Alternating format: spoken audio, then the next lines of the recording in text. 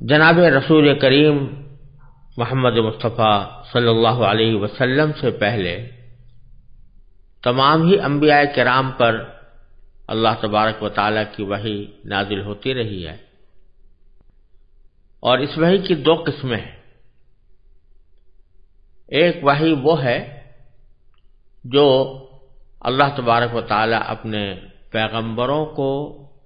مختلف مواقع پر کچھ ہدایات عطا فرمانے کے لیے نازل فرماتا ہے، لیکن وہ وحی کسی کتاب کی صورت میں محفوظ نہیں ہوتی، بلکہ وہ پیغمبر پر نازل کر دی جاتی ہے اور پھر وہ پیغمبر اس کے مضمون کو اپنی امت تک پہنچاتا ہے۔ اس کو وحی غیر مطلوب بھی کہا جاتا ہے۔ اور ایک وحی وہ ہے کہ جسے اللہ تبارک و تعالیٰ نے باقاعدہ ایک کتاب کی شکل میں نازل فرمایا۔ بعض مرتبہ یہ کتاب اکٹھی کسی نبی کو دے دی گئی اور بعض مرتبہ تھوڑا تھوڑا کر کے اس کو اتارا گیا۔ حضور نبی کریم سرور دو عالم صلی اللہ علیہ وسلم سے پہلے حضرت موسیٰ علیہ السلام کو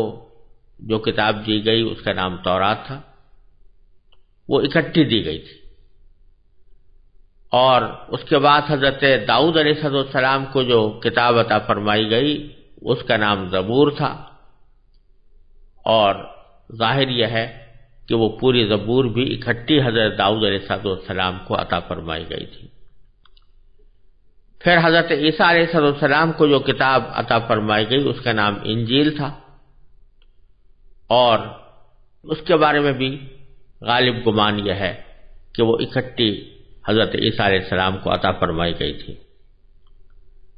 لیکن اس سلسلے میں سب سے آخری کتاب اللہ تبارک و تعالیٰ نے حضور خاتم النبیین سرور دو عالم صلی اللہ علیہ وسلم پر نازل فرمائی، اس کا نام قرآن ہے، اور یہ اکٹھی نازل کرنے کے بجائے اس میں طریقہ یہ اختیار کیا گیا کہ وہ تھوڑی تھوڑی کر کے اتاری گئی، یعنی حالات اور مواقع کے لحاظ سے اللہ تبارک و تعالیٰ کو جو ہدایات عطا فرمانی تھی وہ ان حالات اور مواقع پر تھوڑی تھوڑی کر کے نازل کی گئی، اور اس طرح قرآن کریم 23 سال میں مکمل ہوا۔ اس کتاب کا نام قرآن رکھا گیا۔ یوں تو قرآن کریم کے کئی نام ہیں، جن میں سے کچھ نام ایسے ہیں جو قرآن کریم نے خود استعمال فرمائے ہیں۔ ایک نام قرآن ہے، ایک فرقان ہے، ایک ذکر ہے، اور ایک الکتاب ہے۔ الکتاب کا مطلب ہے مخصوص کتاب، اور وہ مخصوص کتاب اس لیے قرآن کریم کو کہا جاتا ہے کہ اس سے زیادہ معتبر، مستند اور صحیح کتاب کوئی اور نہیں ہو سکتی،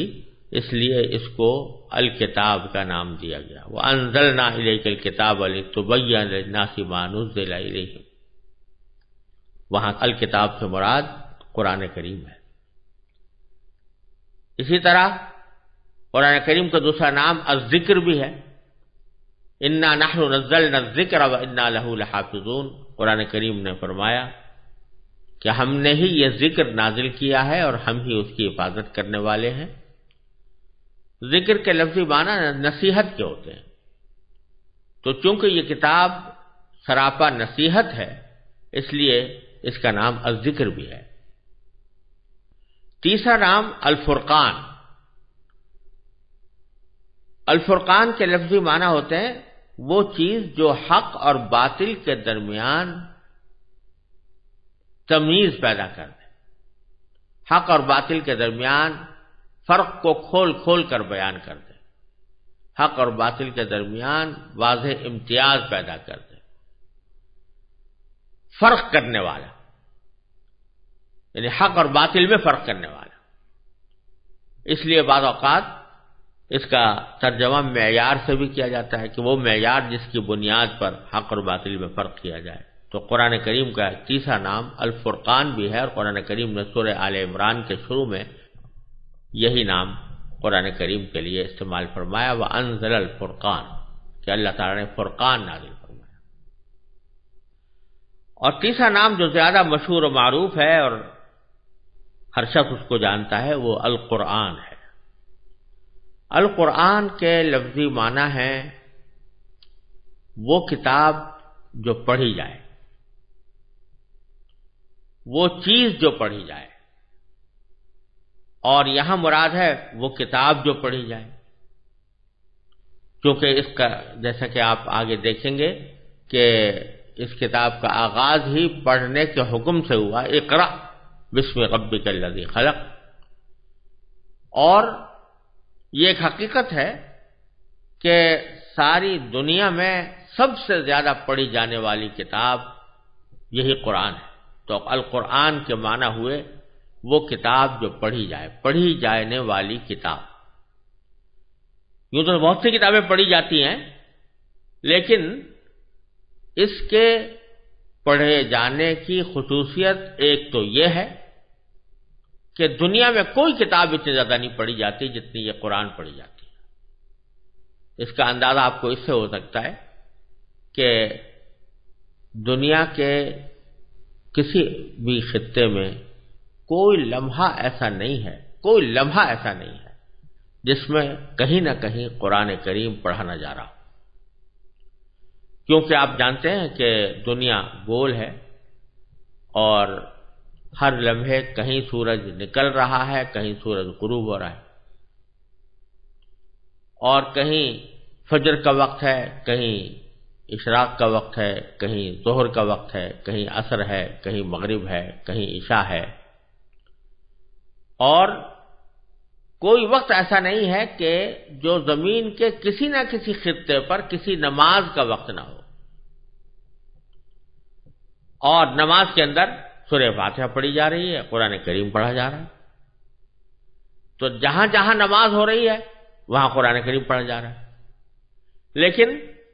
اس کے علاوہ بھی جہاں جہاں مسلمان آباد ہیں، الحمدللہ ان کے اندر یہ جذبہ موجود ہے کہ وہ نمازوں کے علاوہ بھی قرآن کریم کی تلاوت کریں۔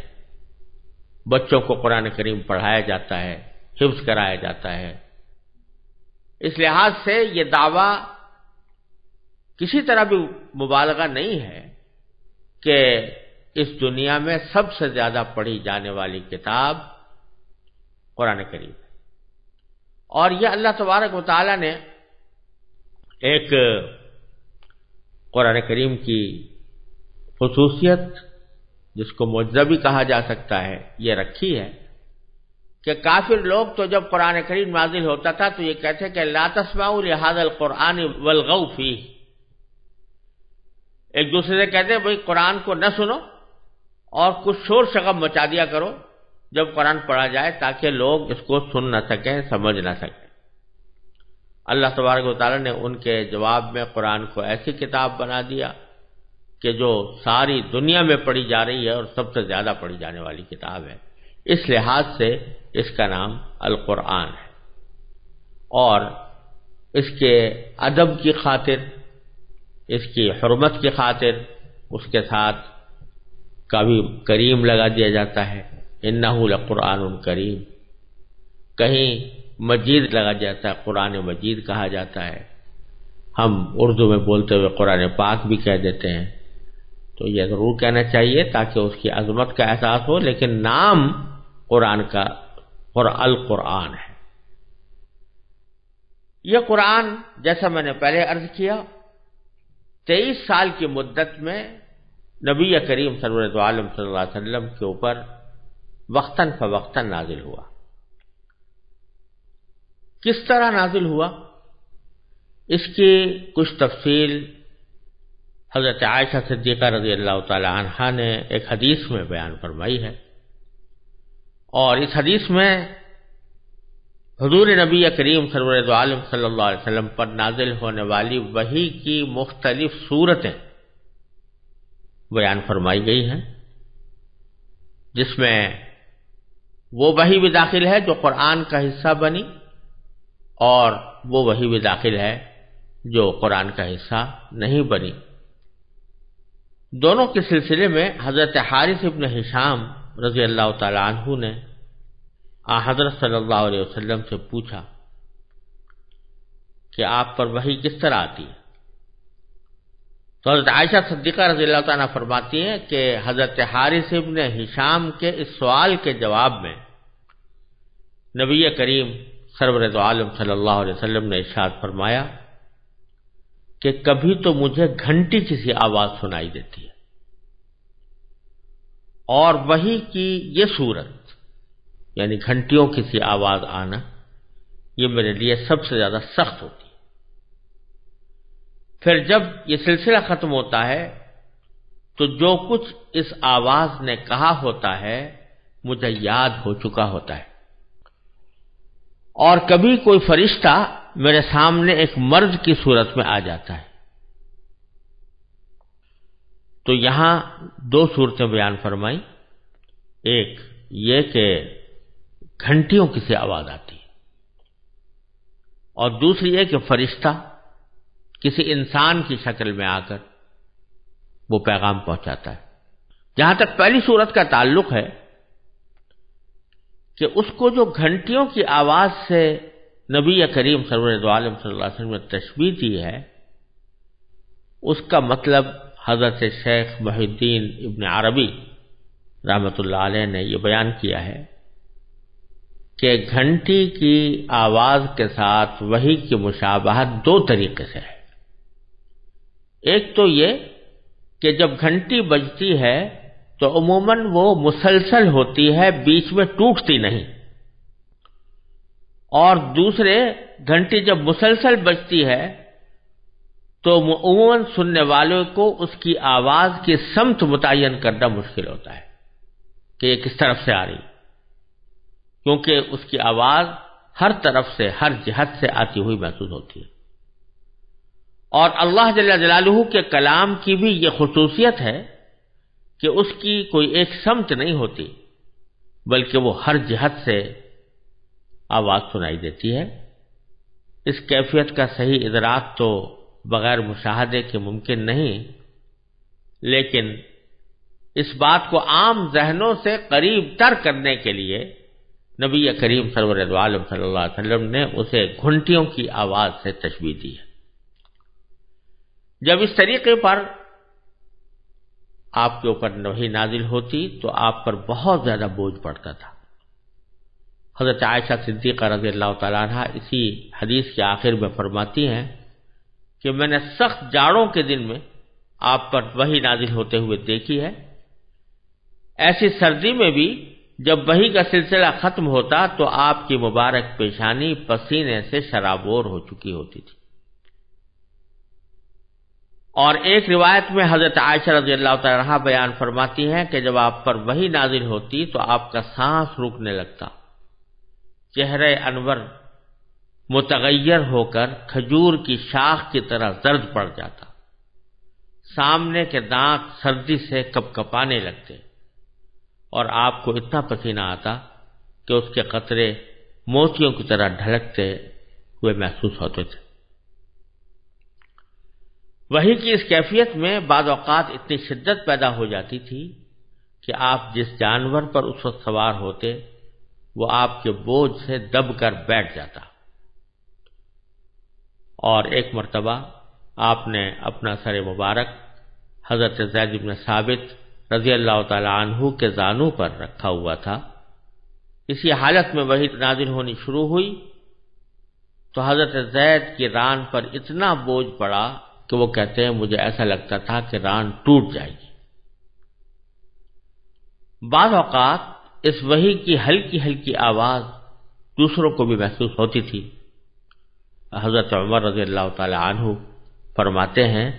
کہ جب آپ پر وحی نازل ہوتی تو آپ کے چہرہ انور کے قریب شہد کی مکھیوں کی بھنبھناہٹ جیسی آواز سنائی دیا کرتی تھی۔ یہ وحی کی پہلی صورت تھی۔ وحی کی دوسری صورت یہ تھی کہ فرشتہ کسی انسانی شکل میں آپ کے پاس آ کر اللہ تعالیٰ کا پیغام پہنچاتا تھا۔ ایسے مواقع پر عموماً حضرت جبرائیل علیہ السلام ایک مشہور صحابی ہیں حضرت دحیہ کلبی رضی اللہ تعالیٰ عنہ، ان کی صورت میں تشریف لایا کرتے تھے۔ حضرت دحیہ کلبی رضی اللہ تعالیٰ عنہ صحابہ کرام میں اپنے حسن و جمال کے لحاظ سے مشہور تھے۔ حضرت جبریل علیہ السلام انہی کی شکل میں حضور اقدس صلی اللہ علیہ وسلم کی خدمت میں حاضر ہوتے، البتہ بعض اوقات کسی دوسری صورت میں بھی تشریف لائے۔ اور جب حضرت جبریل علیہ السلام انسانی شکل میں آ کر وحی کا پیغام پہنچاتے تو یہ صورت نبی کریم سرور دو عالم صلی اللہ علیہ وسلم کے لیے سب سے آسان ہوتی تھی۔ وحی کی تیسری صورت یہ تھی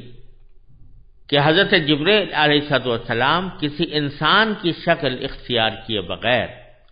اپنی اصل صورت میں دکھائی دیتے تھے،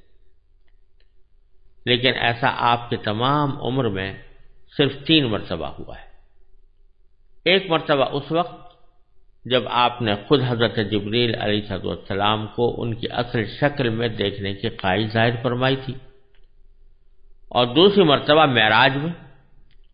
اور تیسری مرتبہ نبوت کے بالکل ابتدائی زمانے میں مکہ مکرمہ کے مقام اجیاد پر حضرت جبریل علیہ السلام کو آپ نے اپنی اصلی صورت میں دیکھا۔ پہلے 2 واقعات تو صحیح سند سے ثابت ہیں، البتہ یہ آخری واقعہ سنداً کمزور ہونے کی وجہ سے مشکوک ہے، جیسا کہ حافظ ابن حجر رحمۃ اللہ علیہ نے بخاری شریف کی شرح میں یہ بات ارشاد فرمائی۔ وحی کی چوتھی صورت براہ راست اور بلا واسطہ اللہ تبارک و تعالی سے ہم کلامی کی بھی ہوتی ہے۔ یہ شرف حضور اقدس صلی اللہ علیہ وسلم کو بیداری کی حالت میں صرف ایک بار یعنی معراج کے وقت حاصل ہوا، البتہ ایک مرتبہ خواب میں بھی آپ اللہ تعالی سے ہم کلام ہوئے، جیسا کہ علامہ جلال الدین سیوطی نے الاتقان میں اس کی وضاحت فرمائی ہے۔ وحی کی 5ویں صورت یہ تھی کہ حضرت جبریل علیہ السلام کسی بھی صورت میں سامنے آئے بغیر، یعنی نہ تو انسان کی صورت میں آتے تھے نہ اپنی اصل صورت میں، اس کے بغیر آپ کے دل مبارک میں کوئی بات ڈالتے تھے، جس کو القاء بھی کہا جاتا ہے، اور عربی میں اصطلاحاً اس کو نفس فی الروع سے تعبیر کیا جاتا ہے۔ تو یہ بعض اوقات وحی نبی کریم صلی اللہ علیہ وسلم کے قلب مبارک پر اس طرح بھی نازل کی جاتی تھی کہ براہ راست قلب کے اوپر، دل کے اوپر کوئی بات ڈال دی گئی، اور وہ فرشتے کے ذریعے ڈالی جاتی تھی، لیکن سرکار دو عالم صلی اللہ علیہ وسلم کو پورا یقین ہو جاتا تھا کہ یہ بات جو میرے دل میں ڈالی گئی ہے یہ اللہ تبارک و تعالیٰ کی طرف سے وحی ہے۔ انبیاء کرام کے سوا کسی کو بھی اس بات کا یقین حاصل نہیں ہو سکتا کہ جو بات اس کے دل میں آ رہی ہے وہ اللہ تعالیٰ نے ڈالی ہے یا اللہ تعالیٰ نے بھیجی ہے یا کسی فرشتے کی ڈالی ہوئی ہے، لیکن اللہ تبارک و تعالیٰ جب کسی کو اپنا پیغمبر بناتے ہیں اور اس کو نبوت کا فریضہ سونپتے ہیں تو پھر اس کو یہ علم بھی عطا فرماتے ہیں، وہ اس بات میں تمیز کر سکتا ہے کہ دل میں جو باتیں آ رہی ہیں کون سی میری اپنے ذاتی خیالات ہیں اور کون سی باتیں ایسی ہیں جو اللہ تبارک و تعالیٰ کی طرف سے میرے دل میں ڈالی جا رہی ہیں۔ اور جب نبی کو یقین ہو جاتا ہے کہ یہ اللہ تعالیٰ کی طرف سے دل میں ڈالی ہوئی بات ہے تو اس کو وہ وحی قرار دے کر اس کو اپنے لیے حجت سمجھتا ہے۔